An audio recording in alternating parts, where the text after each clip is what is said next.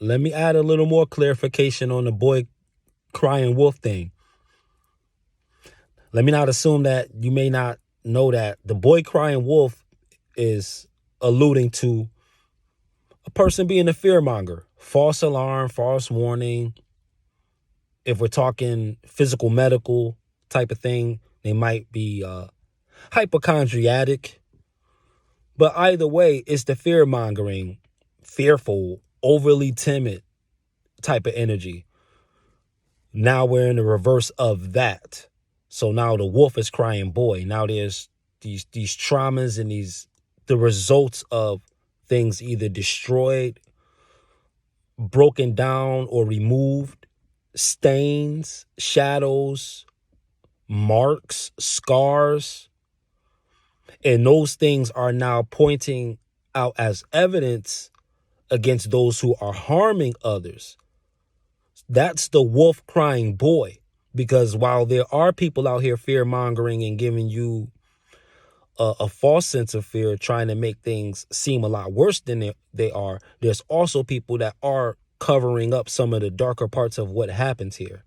And so for them, the wolf represents the evidence of what they do and their attempts to hide their deeds. But those deeds that are in the dark is the wolf. And that wolf is crying out, boy, because the wolf is crying to the light. And one child has to be swapped out for the other. So this is like the false child that gets swapped out for the divine child energy that comes in after.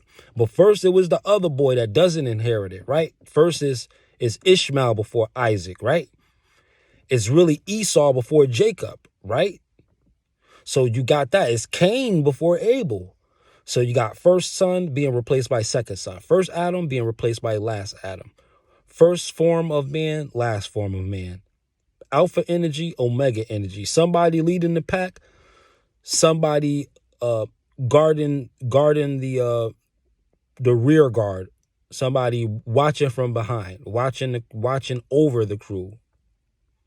So you got the double shepherd. And the one that leads is always like the firstborn. So that's the one that enters the conflict. They're going to be the first ones that anything on the road meets. If they're trying to protect a group, a flock, they're going to be the first line of resistance. But then the last line of defense is in the back of the pack, behind the pack, making sure nobody flanks them or sneaks up on them from the sides or ambushes them. But the power of God, the power of being a guardian over dominion, God, that power, like it said, the alpha and the omega, the first and the last. So you have a mind to be both the first line of defense and the last line of defense for the dreams and the people that you desire to protect. And it ain't nothing wrong with that.